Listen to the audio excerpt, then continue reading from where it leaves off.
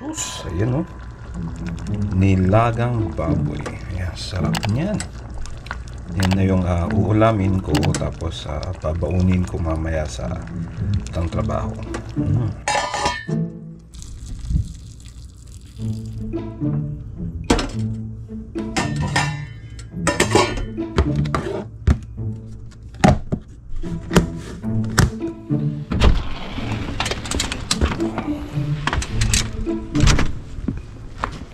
Pasok na naman po tayo. Sabado ngayon. Meron kaming pasok, which is supposed to be hindi madalas ang Sabado dito. Grabe ang dumi na ng sasakyan. Kailangan na ng washing. Medyo malambot yung gulong, so kailangan natin kakalina.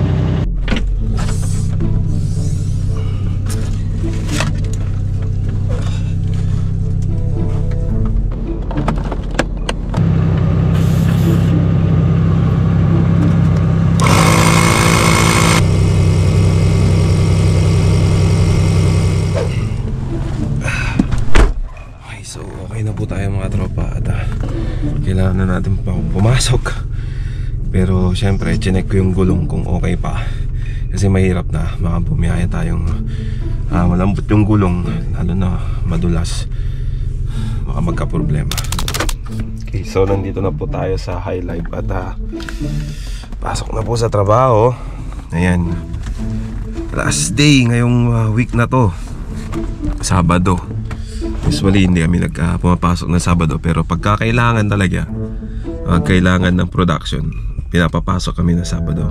Well, advantage rin sa amin kasi sayang din, malaki rin kasi yung bayad pag Sabado kasi 1.5 ang dagdag sa sweldo. Ayan po, palabas na po ang mga pang-umaga at kami naman ang susunod ngayon. So, ayan, nagtutunaw na naman ng mga yelo. Ayan, napakita ko lang po yung sitwasyon namin dito. Lamig. Lukatan.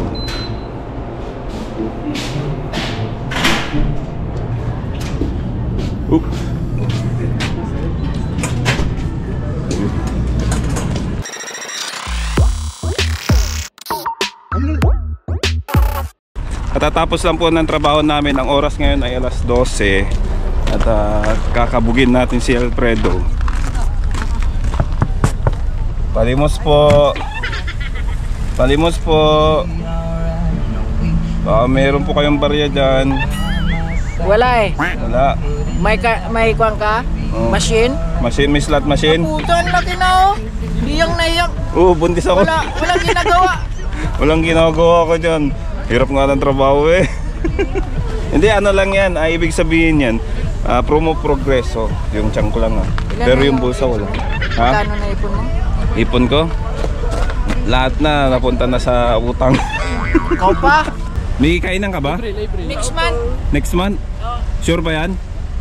Oo. Negosyante si Alfredo pala. Negosyante. Magtatayo siya ng parisan. Oo, ay paresan. Pares mo ako dun. May kapares na ako dun. Tama-tama, magsama kayo lagi. Papunta ron na pag makita ko malayo pa, isara ko na pinto. Pag inabutan ako ng lasing sa sira ulo mo talaga. Pag malapit namin, saka ka magsasara. Wala pala to. Anli Sabaw. Next month, open. Open. Anong pangalan ng ano? Nakalimutan ko eh. Mukhang wala yan. Mukhang ano to eh, drawing to eh. Drawing nga. Ay, mag-ano na ba? Ay, buti naman magre-resign ka na. Buti naman magre-resign ka na para wala na kaming problema. Nangihinayang nga sila eh. Nanghihinayan sila sa'yo? Oo. Kaya nga magpa-Jollibee nga sila eh pag umalis ako eh. Kailan ba? Ha? Kailan? Next month pa? Next month? Matagal pa naman, ba't di na lang ngayon? Next month, 2025. 20? Matagal pa. Grabe ka, sige na nga. Nagloloko nyo. Mga katropa, no, mga kasama natin sa trabaho. At gano'n lang talaga kami nakikipagbiruan. Biruan, ganun. Pero syempre, hello. Wash out, wash out. Shout out nga pala kay Jaja at AJ. Nandito na yung tatay niya, si Melvin, no? Si Inags ng High Life, eh. Ito nga pala si Inags ng High Life. Pakita mo nga. Ayun. Gumagano yun, di ba? Oo. Kainags, pinapanood ko po ni Billy Irato, Bill Rats, ayan. So nakasuporta po ang mga katrabaho ko rin sa inyo. Sabi mo, kasi magkaulo daw kayo. Sige pre. Ayun. Ay, ganun talaga, masayahin pag uwi. Okay, kunin lang natin tong order. Nag-order kasi ako ng sa katrabaho ko. Oh, grabe ang lamig. Linggo na po ngayon. At oh grabe, gigising lang. Ayan o, egg pie. Tapos meron tayong pork sisig, tinapang galunggong. Ayan. Natakam ako dun sa tinapa. Ito pre, tinapa. Ano lang, magkano ba? Walang presyo pero lahat 42. 42? Para ano lang, para hindi ka masyadong magsawa. Ayan. Sakto lang siya. Salamat nga pala kay Erickson Nocom sa order ko na to. Hap. Bali tawag dito, mabilis na dumilim, pero mas maagang dumidilim dito nung mga December ganun. Pero ngayon medyo nalilate pa sila. Pag summer na nito, siguro mga alas 9, alas 10 maliwanag pa dito pag summer na. Sige mga tropa na, magpapawashing tayo. At para makita nyo kung paano yung sistema ng pag-wash ng car dito. Nakapila, may pila pa ngayon. So dyan po ako magpapa-car wash. Yan, car wash. Meron pa dun, kaso sarado pa so ibig sabihin may laman. O kaya automatic kasi yun automatic yun. So magda-drive ka, nagwa-washing na agad. Pero mas prepared ako dito. Mas gusto ko dito yung bang ikaw mismo yung magkakarwas sa sarili mong sasakyan. So antayin natin. Medyo 1, 2, 3, 4, pang 5 ako. Medyo matagal pa to.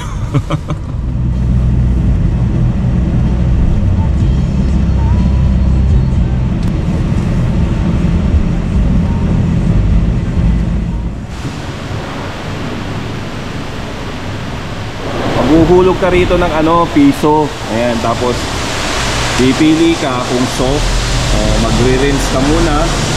Tapos wax, vacuum. Ayan, maraming pagpipilian. Ito yung maghugas. So mano-mano ka magwa-washing talaga.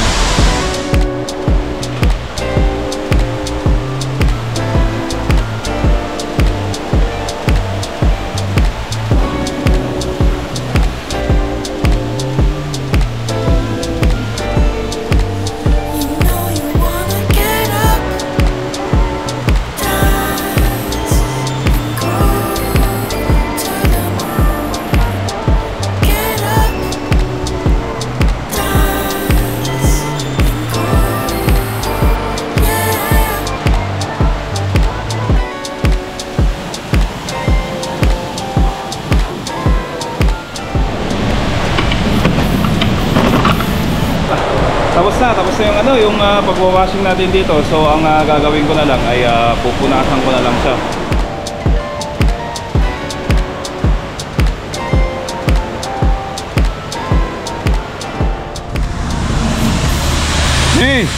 Wag mo nang linisan niya, mapuputikan din lang. Ano lang to, tubig lang, walang sabon-sabon. Wisik-wisik lang kumbaga. Ganun din. Ay! Shoutout! Nakarating na yung mga galing Brandon. Pa-shoutout! Ayun shoutout sa family ko dyan. Ayun, Marlon!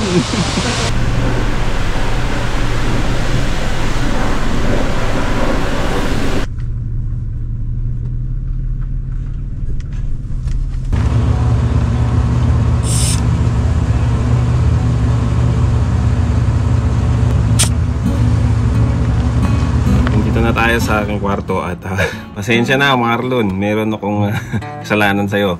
Yung record ko po na ito, record na yan, may napindot ako na fast forward eh. So kumbaga ang pinag-uusapan kasi namin dyan yung bakit kailangan namin mag-washing sa sasakyan kahit nag-snow, kasi yung pong kalsada minsan po naglalagay po ang yung naglilinis sa mga kalsada ng asin dun sa kalsada. So kailangan kasing linisan yung ilalim ng sasakyan kasi nga masisira yung rockers, yung iba pang sinasabi dun. Ang mangyayari kasi niyan, mapapagastos ka. So mahal ang both sides ng rocker. Sa isang rocker daw, sa isang side daw, mahal, maabot daw ng 1,000 mahigit. Tapos ang mangyayari pa, pag nagpa-safety at binenta mo yung sasakyan, nagpa-safety sila, pag hindi maganda yung sa ilalim na ng sasakyan, ay hindi mo na magbebenta, masisira na yun. So yun po yung kaninang pinag-usapan namin ni Marlon kanina. So pasensya na Marlon, hindi ko kasi nakita yung record ko na hindi pala okay. Nga pala, maraming salamat nga pala sa mga nag-comment sa akin dun sa video ko about sa latest video ko. At na-appreciate ko po lahat ng mga comments niyo. Maraming salamat po at marami po akong natutunan sa inyo, sa mga experience niyo dito at sa mga kung ano pa yung mga pwede nyong masabi na pwedeng mabasa ng mga kababayan natin para alam nila kung ano yung mga nangyayari sa atin dito sa Canada. Para sa akin mga katropa, mabuti yung sinasabi natin yung katotohanan kesa naman nagpapaasa tayo sa ibang tao na pag pumunta na sila dito umi-expect sila ng sobrang expectation, ganun. Shoutout nga po pala kay Kuya Wency Coronel at sa butihin niyang asawa si Ma'am Dory. Ayan, nasa Brampton, Ontario po sila. So marami po siyang senior sa akin na experience nila dito sa Canada at one of these days may share ko rin po sa inyo at napakaganda yung mga nasabi niya sa akin na talagang nakaka-inspire po at mag-uusap pa po kami. Marami pa po akong gustong tanungin sa kanya at pwede kong i-share sa inyo mga kababayan. At saka dun sa mga nagko-comment, maraming salamat po. Actually, ang daming comment ko. Excited lang ang peg. Meron pong umantig sa kasi yung comment ng isang kababayan natin na talagang sa akin. Yung comment niya ang sabi niya, yung iba daw na kababayan natin ay ayaw maniwala sa mga sinasabi natin dito, pinapakita natin dito. Kumbaga, para sa kanila ang buhay natin dito ay masyadong sosyal dahil dahil nga Canada. Sa sinabi mo, nandito ka sa Canada, uy, sosyal, mayaman. Parang ganun. Pero sabi nga niya, experience niya, parang yung sweldo niya is parang kahit isang tuka na lang daw. Kumbaga, kumakasya na lang sa kanila, sa budget nila. Sabi niya, parang maraming naloko kababayan natin dito. Siguro, mataas yung expectation nila dito sa Canada. Na sabi nga nila, marami akong napapanood na nagbibigay ng experience nila dito sa Canada, pero puro positive. Let's say positive nga. O, tama. So, nahihikayat silang pumunta rito. So, paano kung magbigay kami ng negative? Tatanggapin nyo ba yung sasabihin naming negative dito sa Canada? Na ganito nga ang nangyari sa amin. Ganito ang nangyayari sa kanila. Ganito yung sitwasyon nila. Ganito yung madadatnan nila. Siyempre, hindi. Kasi ang gusto nyo marinig, yung positive, yung maganda. Diba? Pag maganda, mahihikayat kayo, di pupunta kayo. Tapos pag nalaman nyo at nandito na kayo, tapos sasabi nyo, bakit ganito ang nadatnang kong buhay ko dito? Dati ganito ako, engineer ako, ang ganda ng buhay ko, hindi ako nagtatrabaho ng ito, hindi ako nagmamap, hindi ako naghuhugas ng pinggan, yung mga ganun ba? Diba? So parang magsisisi ka. So dapat ang gawin nyo, kung gusto nyo pumunta rito sa Canada, mag-research kayo, mag-isip kayo, tanggapin nyo kung ano yung nakikita nyo. Well, let's say, huwag nyong kunin lahat ng positive, kunin nyo rin yung negative. Sabi nga nila, hindi lahat ng pumupunta rito pare-parehas ang sitwasyon ng buhay. Pagdating mo dito, hindi mo alam kung anong magiging labas ng buhay mo kasi back to zero ka nga, di ba? Kahit engineer ka, kahit doktor ka, kahit anumang profession mo galing ka, Pag nandito ka na, back to zero ka talaga. Tapos, ang mangyayari sa inyo, magtatrabaho ka, magtitiis ka. Ang sweldo mo, mababa lang, minimum lang. Kasi wala ka pa namang wala ka pa namang experience ng Canadian job. Wala ka pa namang upgrade na sinasabi. So, magtitiis ka muna, magkasasakripisyo ka muna ng mga ilang taon ba? Ilang taon, matagal, no? Oo, ganun talaga. So, yung pagtitiis na yun, magkakabunga rin pag dumiskarte ka. Pag nagkaroon ka ng idea na mag-upgrade, tapos makakuha ka ng experience, ma-hire ka na ng mas malaking company, mabibigyan ka na ng mas malaking sahod, ganun. So, lahat naman dito nagsisimula sa mababa at sa talagang hirap talaga. So, yung ginhawa, pag nakikita nyo, may ginhawa na nakikita nyo kamag-anak, kung makakilala nyo dito, siguro matatagal na yun. Mga nag-invest na sila ng kanilang dugot pawis dito sa Canada. Ang kailangan lang talaga is tiis. Tiis ganda. Yun lang naman talaga ang kailangan natin dito. So mga taong nagngangarap na pumunta dito sa Canada, asahan nyo po talaga yung magiging outcome. Wag po kayong masyadong mataas. Wag pong masyadong mataas ang expectation nyo, yung inaasahan nyo na pagdating nyo dito, mayaman ka na agad. Hindi po ganun ang sitwasyon dito. Parang lang din po yan. Nag-aral ka, nagtrabaho ka, nakakuha ka ng posisyon, hanggang sa nakitaan ka ng potensyal, binigyan ka ng magandang posisyon, lumaki, naging supervisor ka, manager. Ganun lang po yun. Meron po siyang proseso. Ganun din po dito. Pag pumunta ka dito, parang bagong silang ka lang. Yun. Gumapang ka muna.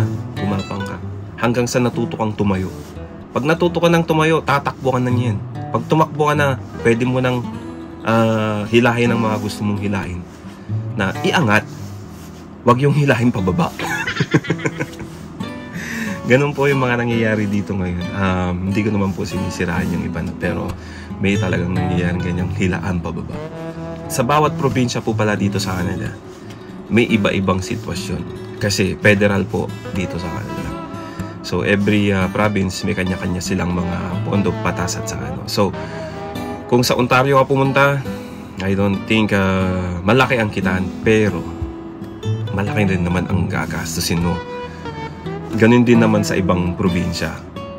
Sa probinsya namin, minimum lang. Pero nandito kasi kami sa countryside eh. Pero pag nasa city, pag nasa city ka siguro yun, medyo mataas-taas din ng konti. Lalo na sa mga renta, sa mga gastusin, kahit sa sasakyan, mga ganyan. Lalo na pag baluho ka, ay grabe.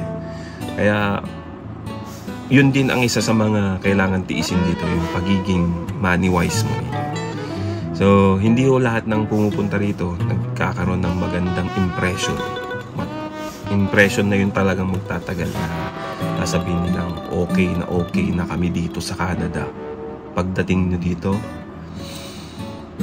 hindi ko masasabing okay kayo lahat. Okay na okay kayo agad. Ayan. Siyempre, nandyan ang homesick. Nandyan ang struggle. Financial problem. Ganun.